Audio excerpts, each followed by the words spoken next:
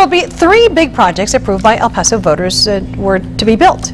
We now know who's going to help the city find the locations. Our Maria Garcia has the story developing now. She's live in our newsroom. Hi, Rick and Estella. The City Council today hired 2 law firms who will be in charge of choosing sites for those 3 signature quality of life bond projects. They're the Children's Museum, the Hispanic Cultural Center, and the big downtown arena. We have multiple sites that can work, and really to keep the cost down for the taxpayers and to get more money into the actual construction.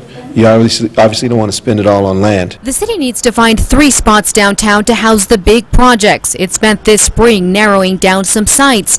And it's not just about the right property, but also the right surroundings. What types of additional development could occur around those sites? So it wasn't just looking at a particular site for those particular facilities, but what could happen around it. After interviewing a dozen firms, the city chose firms Bracewell and Giuliani and Abernathy Roeder.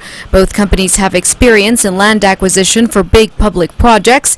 An out-of-town firm with no business interests connected to downtown El Paso was important to the city attorney. The conflict of interest would probably be strong here in this community, just because, in her opinion, the legal community has a very tight-knit kind of group. The city manager has a strong message to downtown property owners who may be tempted to raise the price just for the city.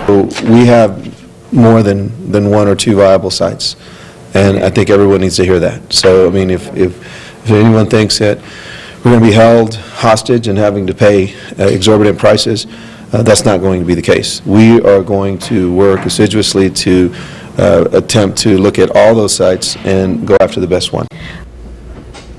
The contract with the 2 firms will cost no more than 1% of the project's budget. For example, the arena's budget is $180 million, so the firms cannot be paid more than $1.8 million for that project. Back to you.